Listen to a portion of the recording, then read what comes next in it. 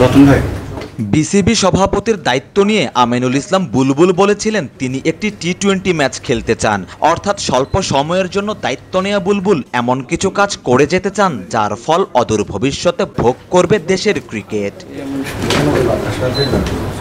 আমিনুল ইসলাম কথা রাখছেন বটে, বিসিবির ২১তম সভায় এমন কিছু সিদ্ধান্ত নেওয়া হয়েছে যার বাস্তবায়ন করতে পারলে দেশের ক্রিকেটের ভোলই পাল্টে যাবে।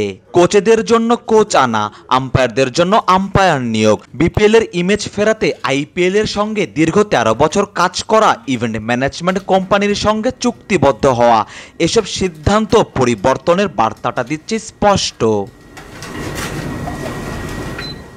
তবে সবকিছুর আগে বোধহয় নজর কাড়বে বিসিবি নির্বাচনের তারিখ ঘোষণা। জাতীয় নির্বাচনের ডামাডোলে আড়ালে পড়ে যাওয়া বিসিবির নির্বাচনের সময়ক্ষণ ঠিক হয়েছে আজকের বোর্ড সভায়। অক্টোবরের প্রথম সপ্তাহেই নির্বাচন দিতে চায় আমিনুল ইসলামের বোর্ড। বোর্ড সভা শেষে সাংবাদিকদের মুখোমুখি হওয়া বিসিবি অপারেশনস কমিটির চেয়ারম্যান নাজমুল আবেদিন ফাহিম জানিয়েছেন ২-১ দিনের মধ্যেই ঘোষণা করা হবে নির্বাচনী রোডম্যাপ। দেখতে পাবেন তারিখগুলো খুব তাড়াতাড়ি দ্রুত দেখতে পাবেন, আমাদের সম্ভব টাইট হবে একটু অবশ্যই, বাট সম্ভব। সাম্প্রতিক সময়ে নানান বিতর্কিত কর্মকাণ্ডে ইমেজ সংকটে ভুগতে থাকা ক্রিকেট বোর্ড তাদের ইমেজ ফেরাতে দ্বারস্থ হয়েছে যুক্তরাষ্ট্র ভিত্তিক একটি ইভেন্ট ম্যানেজমেন্ট কোম্পানির। আইপিএল এর সঙ্গে ১৩ বছর কাজ করা আইএমজি নামক এই কোম্পানিটিকে আগামী ৩ বছরের জন্য বিপিএল আয়োজনের দায়িত্ব দেয়া হয়েছে।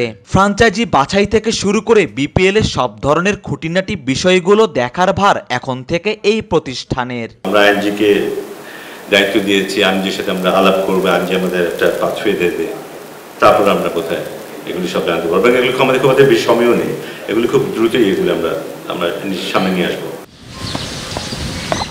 বিপিএল এর ব্র্যান্ডিং নতুন করে গড়ে তোলা ও বিপিএল কে আন্তর্জাতিক মানে নিয়ে আসতে কাজ করবে আইএমজি।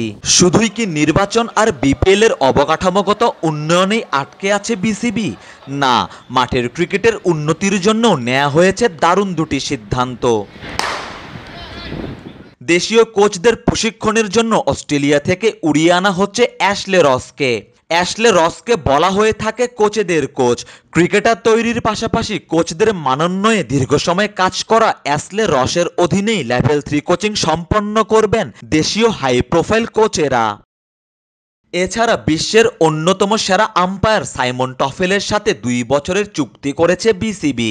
দেশীয় আম্পায়ারদের স্কিল আন্তর্জাতিক মানের গড়ে তোলাই হবে টফেলের প্রধান লক্ষ্য। এছাড়া ম্যাচ অফিসিয়ালদের মান উন্নয়নেও কাজ করবেন টানা ৫ বার আইসিসি বর্ষসেরা আম্পায়ার হওয়া এই সাবেক ওজি আম্পায়ার। ওয়ালটন এখন দেশের সীমানা পেরিয়ে পৌঁছে গিয়েছে ৫০টিরও বেশি দেশে। ওয়ালটন, ঘরে ঘরে বিশ্বজুড়ে।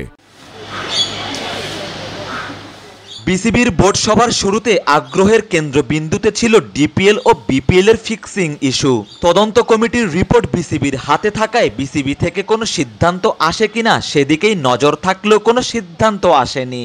নাজমুল আবেদিন ফাহিম জানিয়েছেন ফিক্সিং ইস্যুতে বোর্ডের করণীয় জানতে আরেকটি কমিটি গঠন করা হবে। তাদের পরামর্শ মেনেই সিদ্ধান্ত নেবে ক্রিকেট বোর্ড, অর্থাৎ সিদ্ধান্ত নিতে পুরোপুরি স্বচ্ছতার পথ অবলম্বন করছে বিসিবি। না, এগুলি আমি এই নিয়ে আমি এই প্রসঙ্গে কথা বলতে পারবো না এই মুহূর্তে, বাধ্যবাধকতার কারণে। এটা তো আমার মনে এর মধ্যে আমরা থাকার চেষ্টা করি। আমরা এমন কিছু, এটাও কিন্তু কিছুটা, আচ্ছা যাক আমি উত্তরটা দিই, আমরা এমন কিছু করে যাব না যাতে পরে যারা আসবেন তাদের অসুবিধা হবে। আমিনুল ইসলামের থিওরি মেনে বোর্ড সভায় নেয়া এই কুইক ডিসিশনগুলো নিঃসন্দেহে দেশের ক্রিকেটের চেহারা পাল্টে দিতে দারুণ ভূমিকা রাখবে। কিন্তু প্রশ্ন হলো, আমিনুলের নেয়া সিদ্ধান্তগুলো বাস্তবতার মুখ দেখবে তো, নাকি আগামী নির্বাচনের পরে বোর্ডে যারা আসবেন তারা আমিনুলের দেখানো পথ থেকে সরে আসবেন? উত্তরটা তোলা থাক সময়ের হাতেই। সারোয়ার সেতু, ক্রিকেট 97।